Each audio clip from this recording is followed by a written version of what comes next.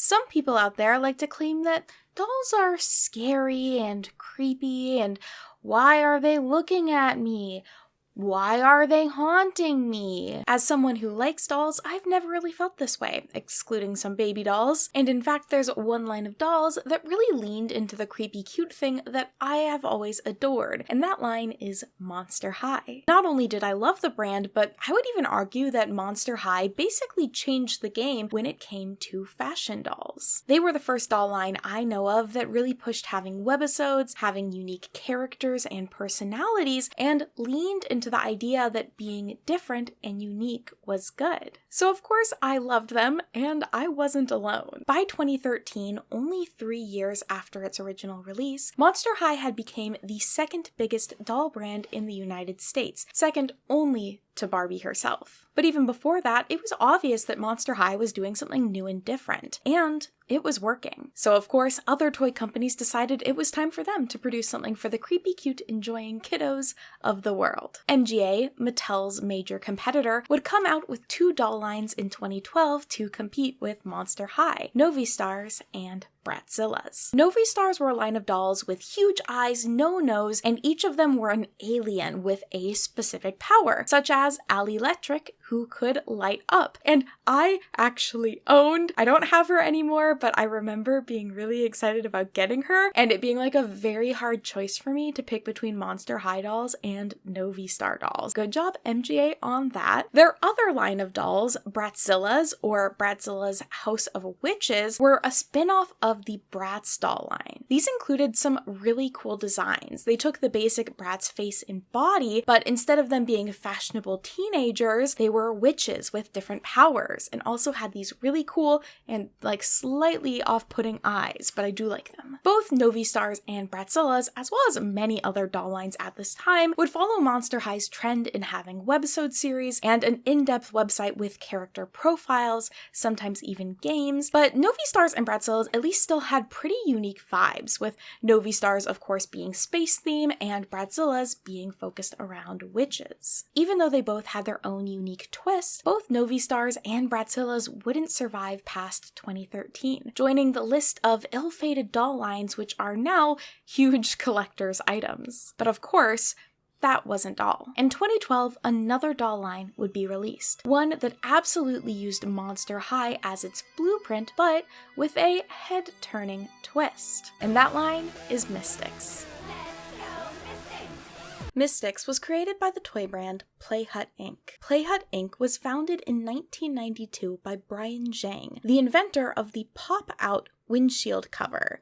He's now super into crypto though, so that's great. The company's hit product would essentially be pop-up toys. Tents, ovens, basketball hoops, laundry baskets. If it exists, it can be made to pop up. Because of this, their website through the years would have a how to fold link on it, which I do find very funny. As someone who has to Google how to fold up her green screen every single time I use it, I strongly relate. The company wouldn't do much else until 2003, when Brian Zhang decided to create Playhut Entertainment. Following the growing popularity of anime in the United States, the company would acquire over 30 animated series from China, with the intent to broadcast it in the United States and create merchandise from those series. The company would refer to these as being Chinamation, and really hoped that they would be the next big thing in entertainment.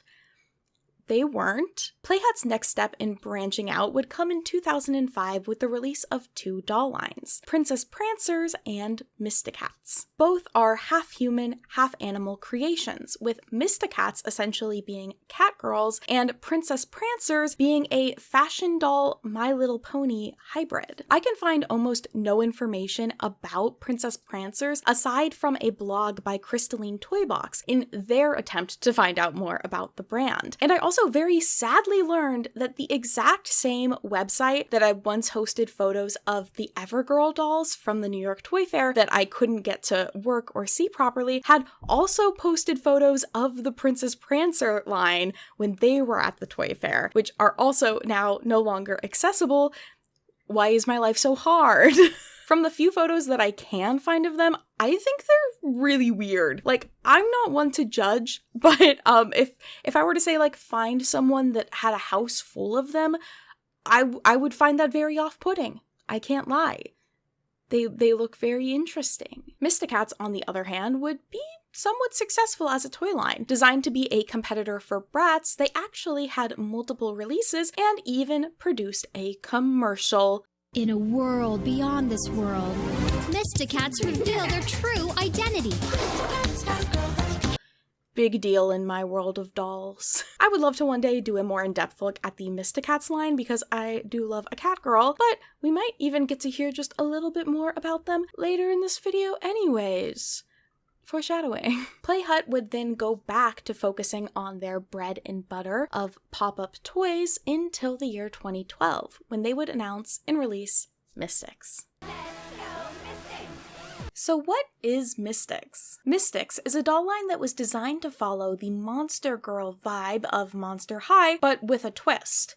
A very literal twist. The doll heads had two face molds on them. The first, which was designed to be their more human look, and the second, which was their monster look. And you could twist them around on the doll's body to change your character from human to monster, earning it the tagline, "The doll you can change the face of," which doesn't exactly roll off the tongue. As far as I know, the line of dolls have been credited as being designed by Scott Rays and Sean Singer. Scott himself has been a rather prolific toy designer and has lots of information online about previous projects that he has worked on. And I have to give a huge shout out to him because he worked at Polly Pocket during the rebrand from the 2000s that basically rocked my world. Here's a list of Polly toys that I either owned or played with that he had a hand in designing. The plane or groovy getaway, the limo that played music, the pop star sets with the cool hairpieces, the pet show, the beach stuff, Polly on a horse that was wearing heels, and the arcade Pollys, including specifically this popcorn bike, which I have very strong memories of. But oh,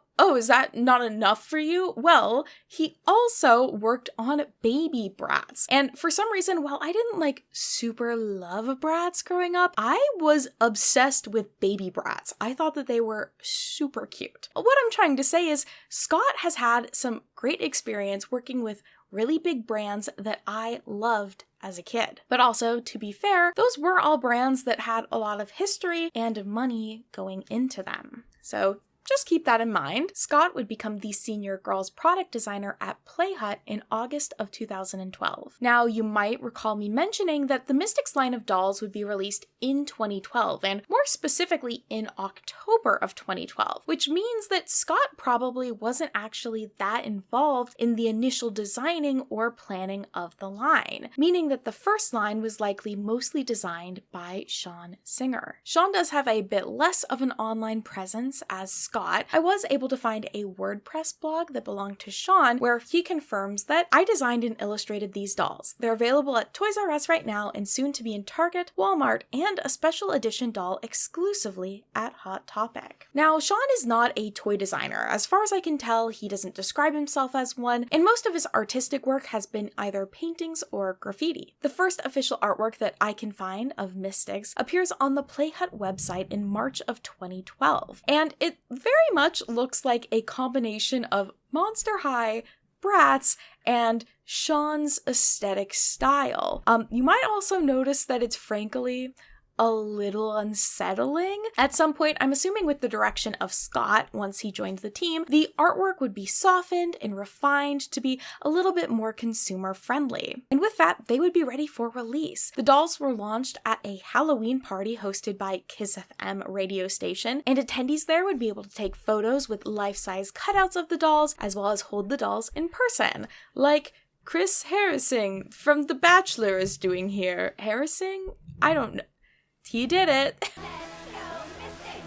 The first line of dolls, Mystixx Vampires, would consist of 4 dolls sold exclusively at Toys R Us for $19.99. They would also launch a website with some character profiles. These would act as the introduction to our 4 main characters. So first of all, we have Talon, the pink one. Her bio reads, "Is a beautiful and trendy girl that loves pink. She wears pink clothes and accessories and even has a pink car. The food she eats is only meat."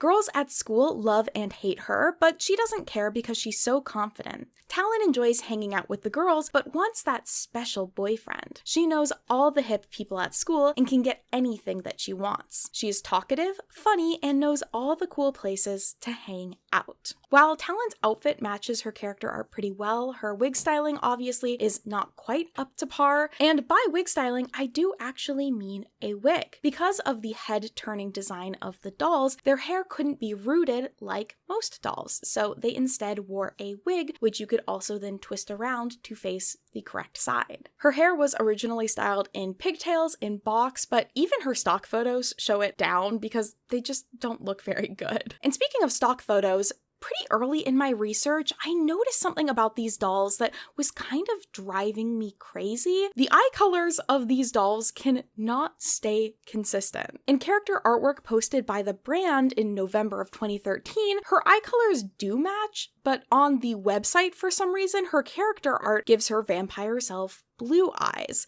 And then even worse, if you look at the doll stock photos next to that, her vampire self has golden eyes and her human self has blue eyes. And I was thinking, why did her eye color change so many times?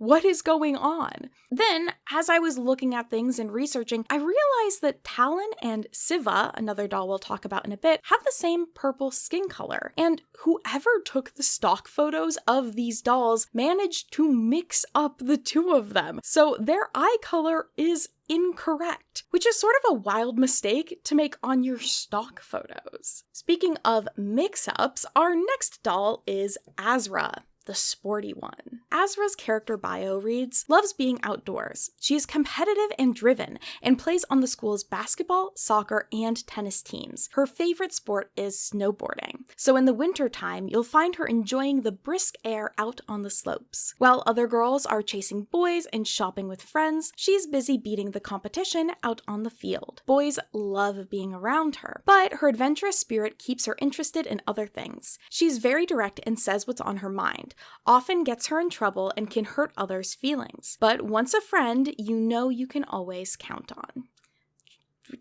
Solid grammar. And now that I'm looking at things, I realize that her vampire form is supposed to be the blonde one, and her human self actually has more blue hair, so like, what is going on with this artwork and the dolls? One last thing is that if her whole character trait is like being the sporty one, maybe her wearing a like sporty vibe outfit would be a slay. I'm not trying to say you have to dress as your interests, but if we're gonna give them character tropes, why not like lean into that a little bit? Next, we have Siva, the royal one, and the second victim in our eye photo mix-up. Her bio reads, comes from a royal family of vampires from the old country. She wants to be a normal teenager, so she tries hard to hide her royal identity at school. She loves the color purple and has it all around her, from the clothes she wears to the food she eats. Tag your favorite purple food in the comments down below. She's very popular at school because others are naturally drawn to her, including the boys. She is sweet, caring, and fun, but slightly arrogant because ultimately royal blood still runs through her veins. Metallics must kind of like be her thing because her human look is gold and weird. And aside from having like the strangest outfits, she does actually match up with her character artwork pretty perfectly. So, slay Siva, aside from your stock photos also being incorrect. The rest of you's doing okay. And lastly, we have Kalani, the vegetarian, and my muse for this video's looks. Kalani's character bio reads, is a strict vegetarian that only eats green vegetables. She loves school and is extremely smart. Before high school, her parents, who are both professors, homeschooled her. She is nerdy, quiet, thoughtful, and feels most comfortable in a classroom or around books. Her shy personality and extreme intelligence scares off others at school, making it hard for her to socialize and make friends. Secretly, Kalani is jealous of all the popular girls and wants to be just like them, especially around boys. Her doll has gray eyes, her artwork has purple eyes. Just assume eyes aren't gonna matter for the rest of this video. Her human form is wearing a blonde wig with green streaks, which, like, of course, doesn't really match her original character artwork with dark green hair. It almost makes me wonder if there was some sort of like wig mix-up with Kalani and Azra. Like the styles obviously aren't quite right in the colors, but a black bob would be a little bit closer to Kalani's dark green hair, and obviously the blonde would be closer to Azra's blonde. So don't know for sure what happened, but something did. In November of 2013, the brand actually posted updated artwork onto their Facebook page showing the correct hair and eye colors for the dolls. However, they never would update their website, and so it only contained outdated artwork of the characters, and they wouldn't update the box art till far later down the line. So in case you can't already tell, there are some pretty interesting differences in our character art and the dolls themselves. To me, it looks like this is a case of somebody who doesn't really know a lot about toy design, creating designs, and then not either having the time or deciding not to update the artwork or make changes to the dolls once they started producing them. Like in an ideal world, they would try and make the dolls, discover the limitations with the prototypes, change the artwork to match that, and then go with what the brand could afford, considering this line probably had some budget limitations. I don't know what exactly happened on the journey of these dolls being created, but it does feel a little bit like amateur hour.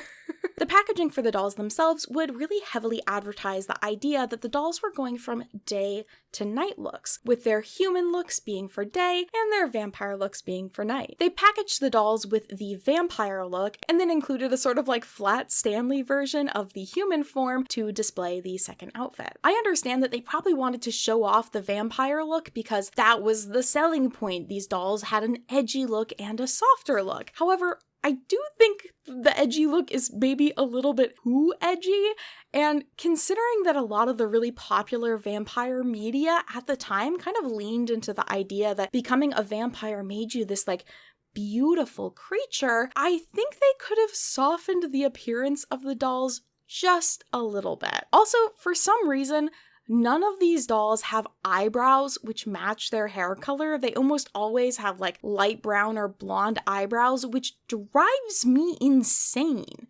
Like, why? Why? In November of 2012, the first piece of tie-in media for the toy line would be released. A music video. As many of you may know, a lot of toy lines released music videos around this time, Monster High being a prime example. Their Fright song from 2010 would also be used in commercials and other media for the dolls. And the music video features humans in costumes, animated segments, a dance routine, and character introductions. That would pretty much end up being the bread and butter structure for all future doll music videos, and Mystixx definitely was following their lead. Fright Song would actually end up being a really catchy and fun song and a very smart marketing move for Monster High. It led the brand to build a really strong YouTube presence from the start, with Fright Song currently sitting at 101 million views. Like, I get that it's been more than 10 years, but that is not a small amount of views by any means. Mystixx vampire music video, as it's titled on YouTube, also features humans in costumes,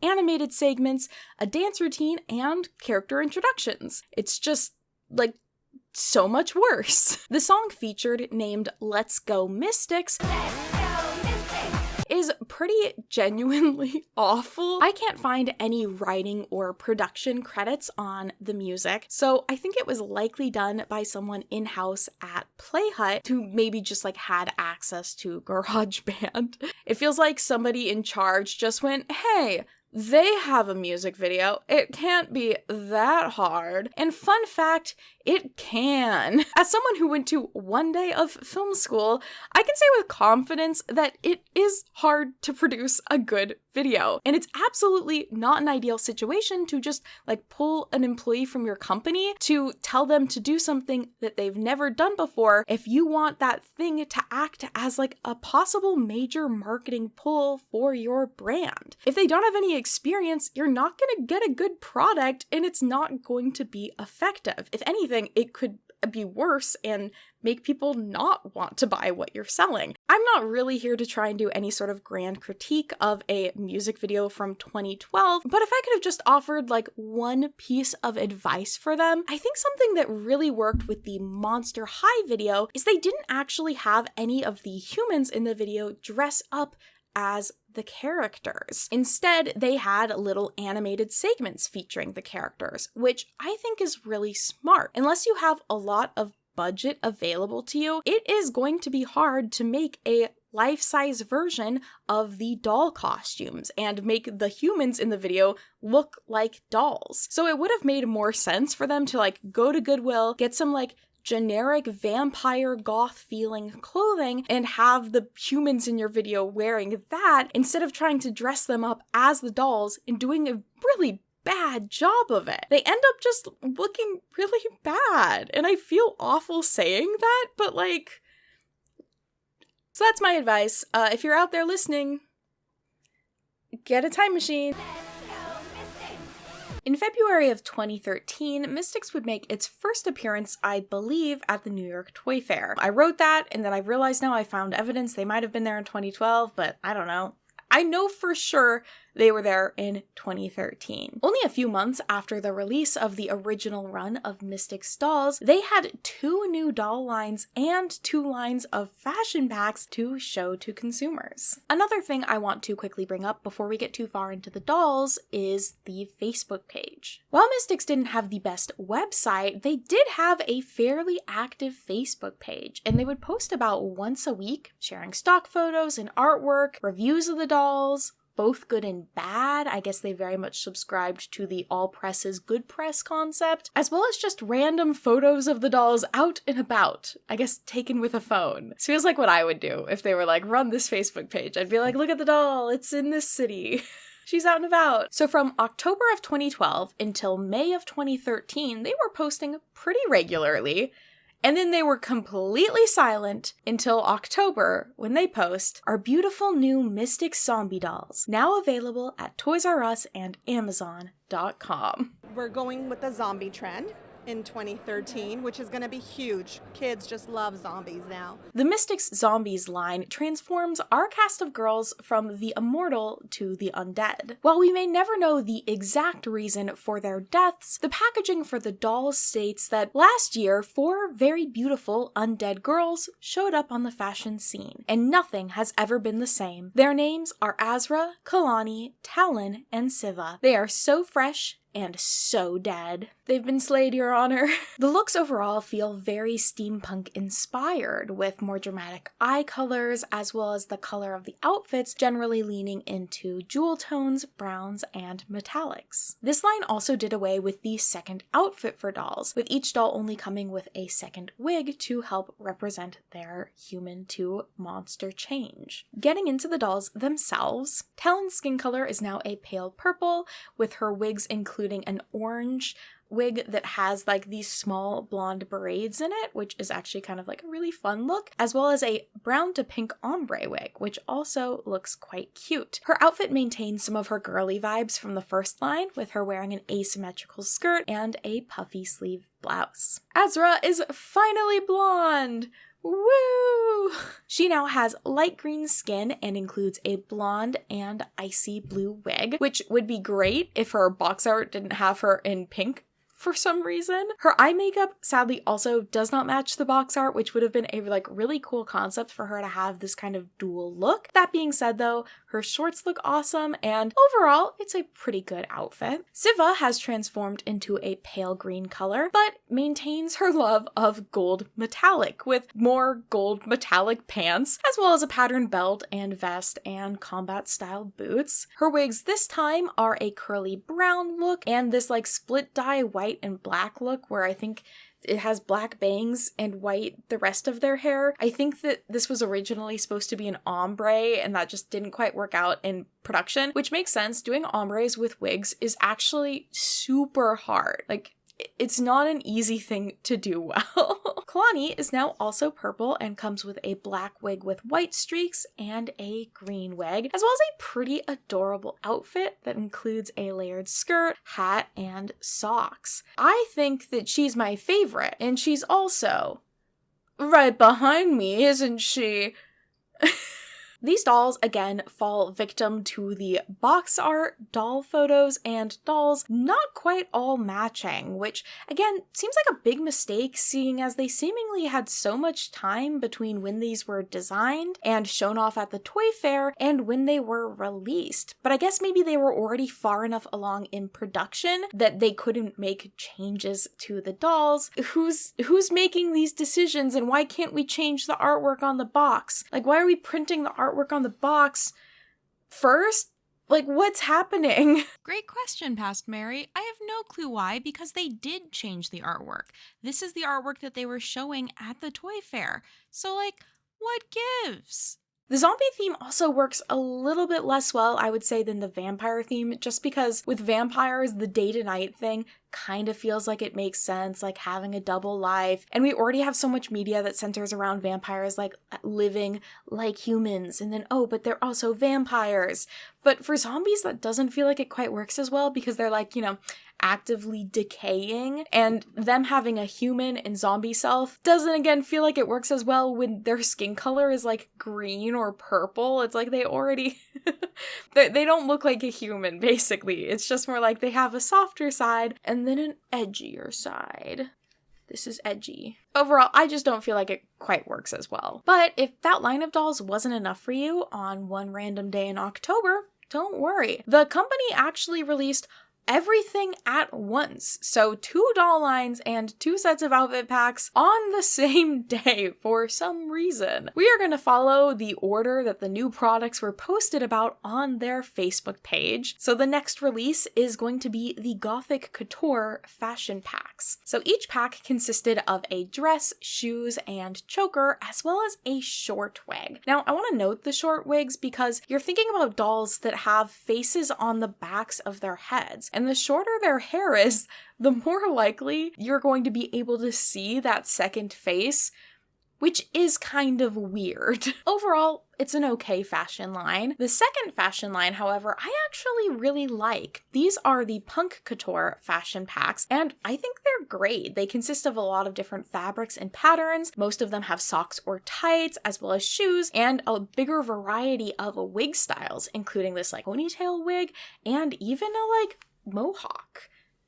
And an accessory. So I think these ones are great. They also have cool belt details, and all of the fashion packs retailed for $12.99. I personally think you're going to get better bang for your buck with the punk fashion packs, but I would also understand people preferring the aesthetics of the goth ones. The final part of this year's releases are the Mystixx Grimm dolls. I think the idea or concept that they were going for was with the Grimm fairy tales having different animal characters, but I don't know if any of their stories reference an Aries goddess, serpent queen, royal raven, or fox princess. So I don't know if they were just trying to pick a word to mean like furries without it being furries.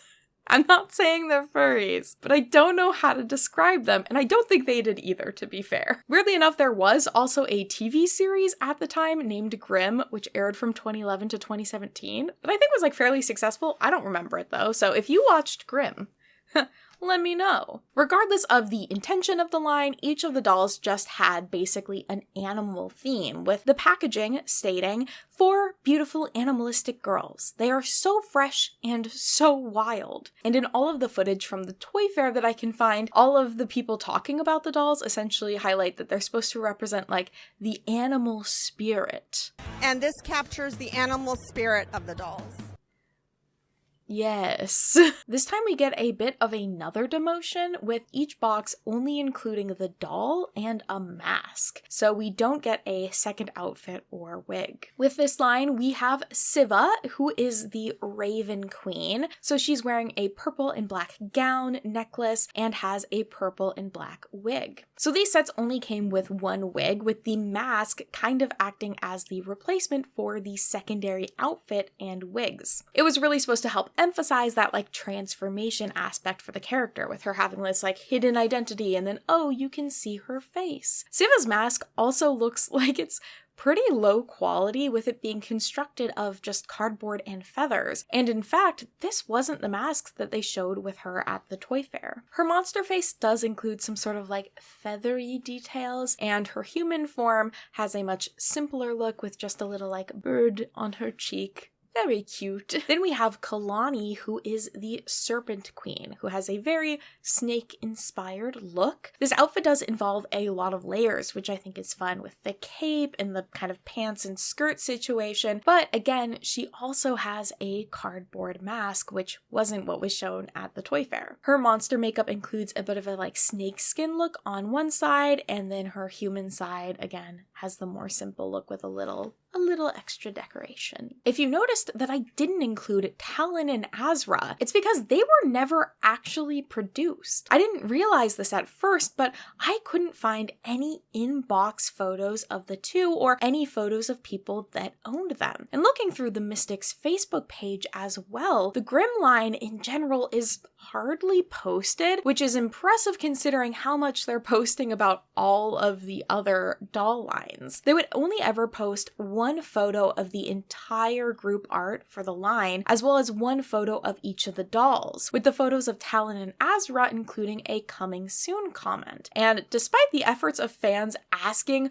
when in response to those photos, we would never see them. The Aries goddess and Fox princess would simply never be. In footage from the 2013 Toy Fair, employees with Playhut would reference that the price point for all of the dolls, except these ones, were $19.99, but the Mystixx Grimm dolls were going to be $29.99. And rest of them right here is $19.99 to $29.99. Which is a pretty hefty price jump, considering they didn't come with a second outfit or wig. But it does sound like the two dolls that would be released ended up being $19.99 each. So what I think ended up happening is that for some reason, whatever they were doing to produce the masks was really expensive, and that was causing the higher price point. So they decided to instead make the masks with paper, and maybe for some reason the masks for Talon and Azra just weren't looking good in their paper form, or they were just worried the dolls weren't going to sell very well, so they decided to cut their losses by only producing two of the dolls at a lower price point with the cheaper masks. That's just a guess though. Looking through some of the other photos from the designer Scott, it does look like this line maybe originally was supposed to be released with a second outfit that was more glitzy or glamorous, and this line of dolls was originally supposed to come out in spring of 2013. So obviously something happened that changed their plans. I personally think that this line ended up being the worst in the series. It offers the least amount of options when it comes to the transformation aspect of the dolls. So really, in essence, this one actually has three different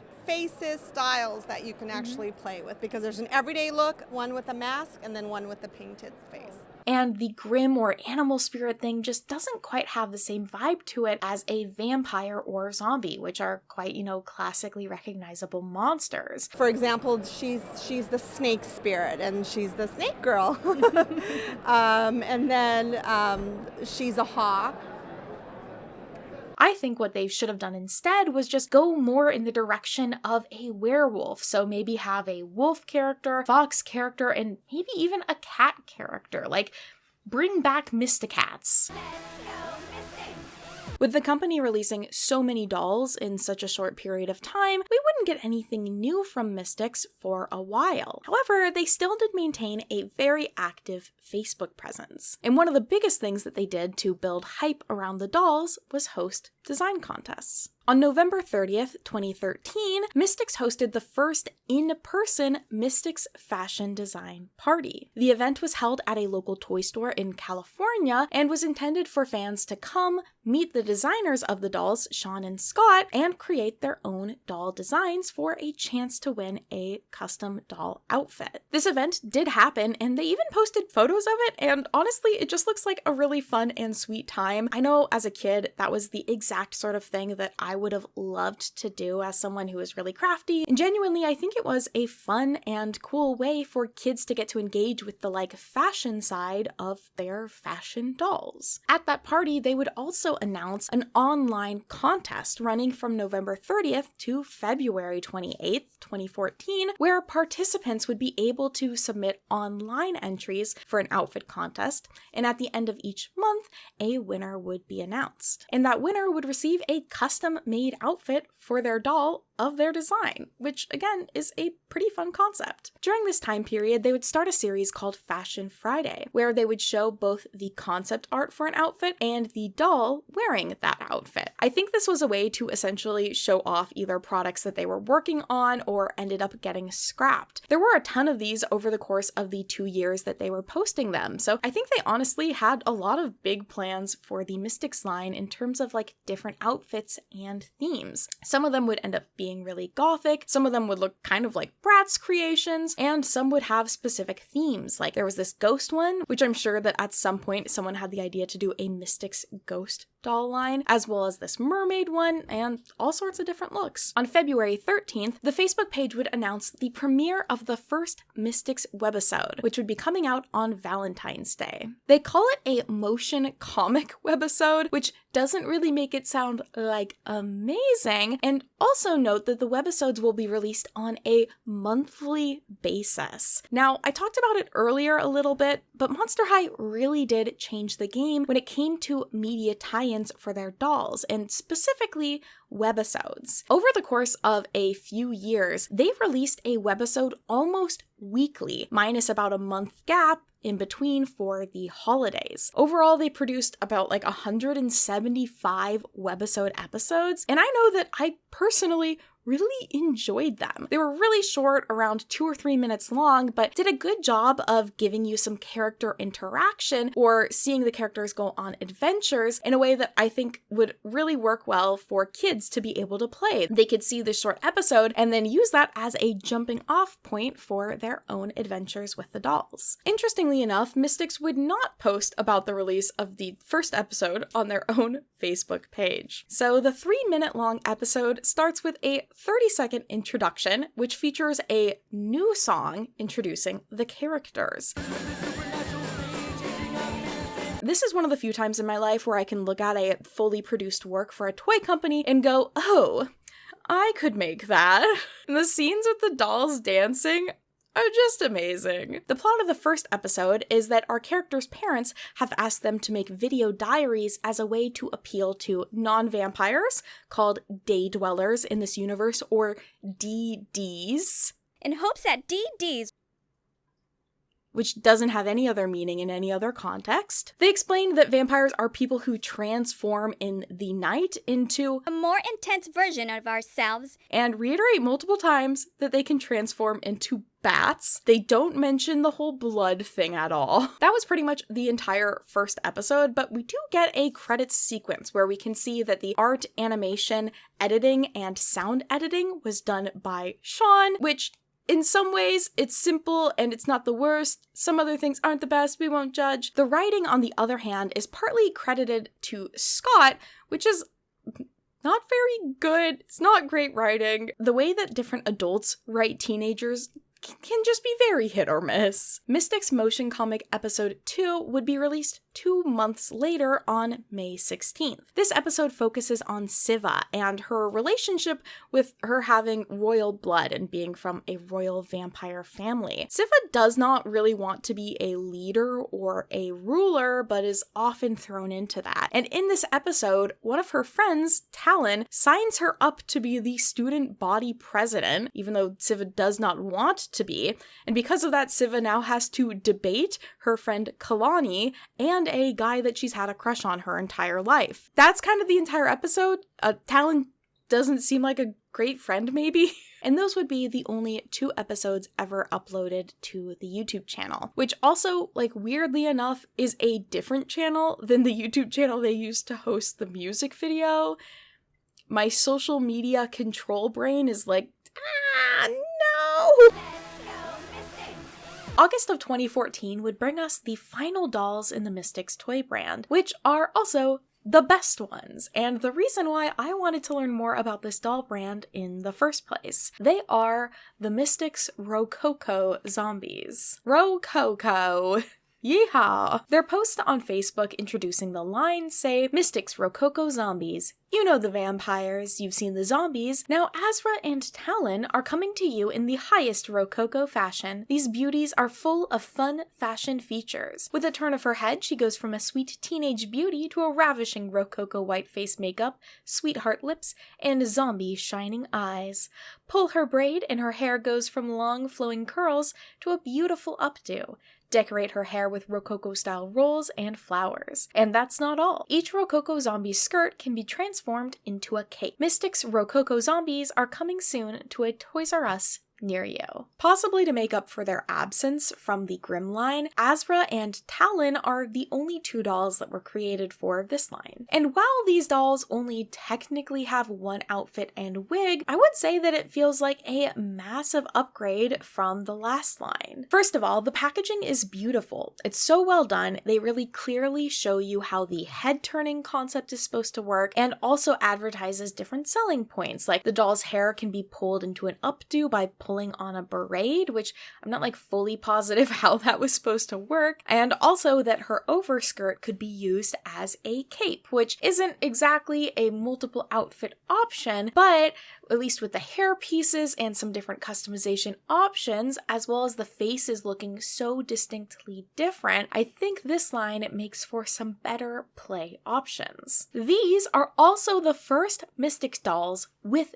joints. They can now bend at their elbows, hands, and knees, which is a vast improvement and on par with Monster High dolls' articulation. Now, I have to be honest, I do have a very strong personal bias towards these dolls. Not only are they wearing cute, fluffy, pastel-colored clothing, which I just enjoy in general, but the Rococo theming also just happens to hit hard for me as someone who grew up being a very big fan of Lolita fashion, which is somewhat inspired by the Rococo era, as well as one of my favorite books and movies is Kamikaze Girls, which just has some like great sections about Rococo and its relationship with Lolita fashion. Highly recommend you read that or watch the movie, especially if you love to see a strong relationship between two women with very different lives and aesthetics. I love them. I happened to come across a photo of these dolls by chance like a year ago, and I've been searching for a Talon doll ever since, and I have not had any luck. I know realistically me making a video about it isn't gonna help my odds of actually finding her one day, but you know, sometimes we gotta do what we gotta do.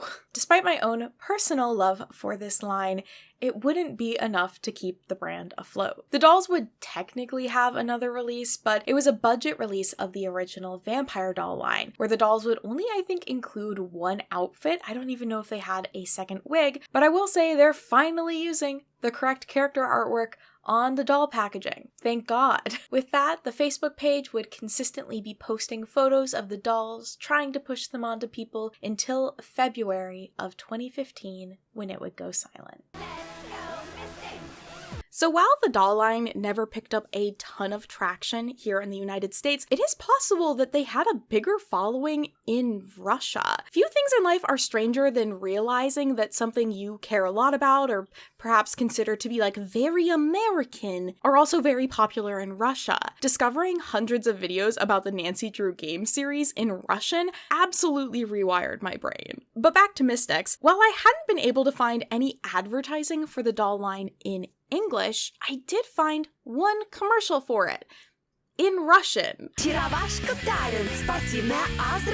be fair, it's a solid ad. Like, the song they use in it is much better than anything produced for the US line, and they make the head-turning concept very apparent. The line of dolls that were advertised in this video were the final budget dolls that were released in 2015. So I'm kind of curious if Playhut ended up selling all of the just remaining stock of these dolls to a Russian company. I've even found a lot of Russian doll YouTubers making videos about them, as well as mentioning a contest, and they link to what I think is like the Russian equivalent to Facebook, which had posts as late as 2019.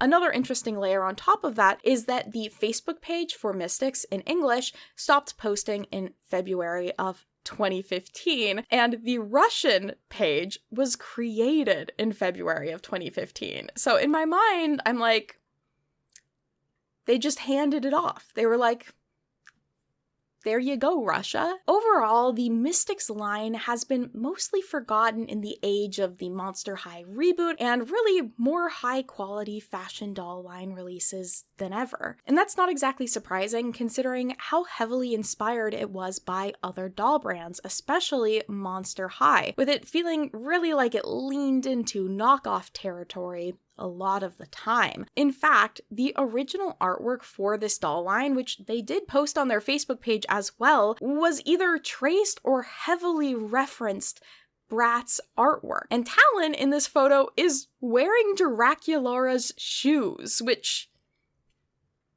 they're not beating the Monster High ripoff allegations. And speaking of Talon and these dolls in general, what was the point of having them be characters if the appearance of them changes significantly with each doll line? Like, eye and hair color isn't consistent, and then we really have no idea why they changed from vampire to zombie or Grimm. And I'm not trying to say we need like a whole novel, but a little more information to help develop the line would not have been a bad thing. Okay, crazy thing I discovered is apparently that is exactly what the story of Webisode 3 was going to be. So I was onto something. The website, of course, also missed out on a huge opportunity to develop this lore by never updating. And thinking again about our characters, an interesting little tidbit for all of you is our main 4 characters' names aren't really original to this doll line. They're the same names as the main 4 characters from the Mystixx doll line, which also, of course, heavily inspired the name Mystixx. I'm not saying the company had to be totally unique, but I am gonna say, what was the point? The quality control for this line also wasn't great, with the dolls not matching their stock photos or their character artwork, and the media produced for it not really being up to par with other doll lines at the time. And I'm not trying to say they had to be better, but you have to think about the fact that they're trying to compete with so many other toys. You gotta kind of try. Of course, it is really easy to point the finger at budget and assume that's where all of the issues came from, which I do believe is probably a major factor in this, but I think that this also highlights just how hard it can be to make a good doll. You can't just take any artist and go design a toy and expect them to come up with a good product. So much work, research, and effort goes into designing dolls, following fashion trends, knowing how to communicate what it is that you want with factories, changing designs to follow budget limitations, responding to the audience of your dolls, and figuring out what it is that they want. Also, knowing legally not to copy artwork from pre-existing brands that can and will sue you. And of course, I am being hard on the brand because I saw Monster High and what they did, and that kind of set the standard. So it's easy to go, wow, they're trying to be Monster High, but with no budget. But interestingly enough, if the timing on things had just been a little bit different, Mystixx might have actually been able to live on. In 2016, Monster High would have their final reboot. This redesign, often referred to as Gen 3 or Generation 3, changed the dolls to try and make them appeal more to young children. The dolls in these lines had more childish, softer faces and moved away from the more detailed and alternative fashions of past lines. And they're pretty strongly disliked by most of the Monster High community, myself included. But if you think about it, if Mystixx had been able to hold on until then and maintain the quality set by the Rococo doll line, I think they actually could have had a chance of gaining some of that audience that was lost by Monster High when they made the looks more childish. And they could have gone to Mystixx instead, which was maintaining a bit more of that edgy feel. Alas, we'll never know. The toy company Playhut in general wasn't doing too hot. In 2018, the company filed for bankruptcy along with Toys R Us, who obviously was struggling quite a bit at the time. Curiously enough, the CEO of Playhut would come a bit under fire for requesting a salary of $459,000 as well as other compensation while his company was going bankrupt. So, Brian kind of sucks is all I'm saying. I don't know. Let me know in the comments down below which Mystixx doll you would want to be if you were transformed into one. I would be Kalani. I would be the nerd. I've heard that the best way to support my channel is to watch 2 of my videos in a row, so feel free to check out another one of my videos. If you enjoyed this video, feel free to give it a like, subscribe if you'd like to see more, and I'll see you all next time. Bye-bye!